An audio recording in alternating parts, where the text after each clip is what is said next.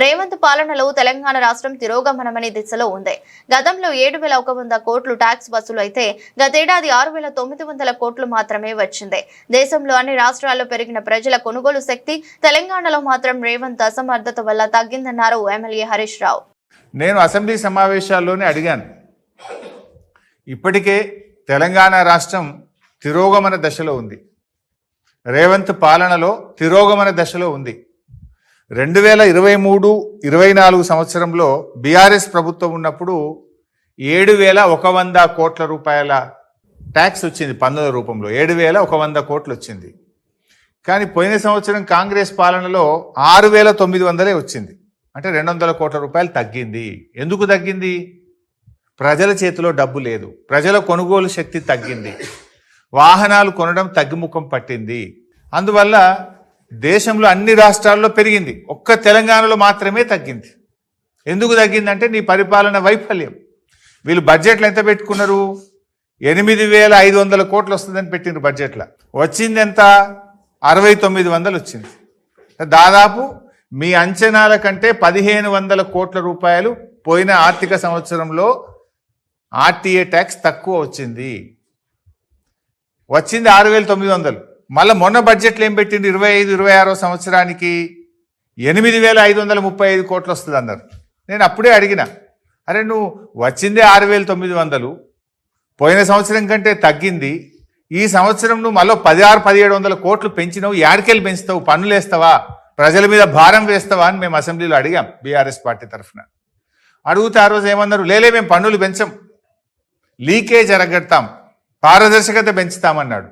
అసెంబ్లీలోనేమో శుద్ధపూస మాటలు మాట్లాడారు, పన్నులు పెంచాం, లీకేజ్ అరికడతామని. ఇప్పుడు చేసింది ఏంది?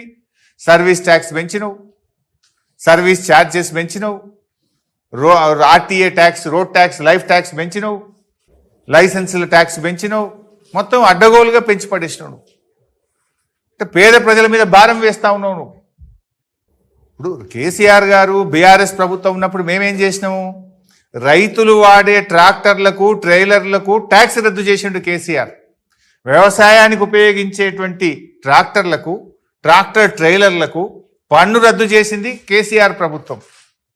అంతేకాదు పేద ఆటో కార్మికులకు క్వార్టర్లీ ట్యాక్స్ రద్దు చేసింది కేసీఆర్ ప్రభుత్వం.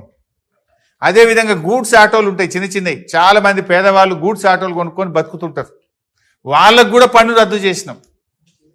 గూడ్స్ ఆటోలు కావచ్చు, ప్యాసింజర్ ఆటోలకు ప్రతి 3 నెలలకోసారి కట్టే పన్నును రద్దు చేసి మీరు ₹1 కూడా కట్టవలసిన అవసరం లేదు. అంతేకాకుండా 6 లక్షల బీమా కూడా తెచ్చినాం వాళ్ళకు. అదేవిధంగా కేసీఆర్ గారి ప్రభుత్వం ఇట్లా అనేక రకాలుగా పేదలకు మేము సాయం చేసినాం. మేమేం లైఫ్ ట్యాక్స్ పెంచలే.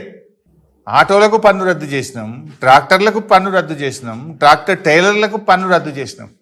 మేమేమో పేదలకు ఉపశమనం కలిగించాం. కానీ మీరేం చేస్తున్నారు? పేదల మీద పన్నులు వేస్తూ ఉన్నారు. 10 ఏళ్ల బీఆర్ఎస్ పాలనలో ఈ ట్రాన్స్పోర్ట్ డిపార్ట్మెంట్లో పేదలకు మేము ఎంతో ఉపశమనం కలిగించాం. అది రైతులు వాడే ట్రాక్టర్లు కావచ్చు, పేదలు వాడే ఆటోలు కావచ్చు, గూడ్స్ ఆటోలు కావచ్చు. పన్నులు తగ్గించింది మేము, పన్నులు వేసింది మీరు. ఇలా గమనిస్తున్నారు అందరు కూడా. అసెంబ్లీలోనేమో మేము పన్నులు పెంచమంటున్నారు, కానీ అసెంబ్లీ అయిపోయిన తర్వాత దొడ్డిదారిన అడ్డగోలుగా పన్నులు పెంచుతా ఉన్నారు, ప్రజల మీద భారం వేస్తా ఉన్నారు. ఇప్పటికే ఆర్థిక మందగమనంతో రాష్ట్రం అంతా కూడా సతమతమైతా ఉంది. ప్రజలు ఇబ్బందుల్లో ఉన్నారు, మూలిగే నక్క మీద తాటికాయ పడ్డట్టు చేస్తా ఉన్నారు. దయచేసి పేద మధ్యతరగతి ప్రజల మీద వేసిన ఈ 2,000 కోట్ల రూపాయల పన్నుల భారాన్ని ఉపసంహరించుకోవాలని బీఆర్ఎస్ పార్టీ పక్షాన్ని డిమాండ్ చేస్తా ఉన్నాం.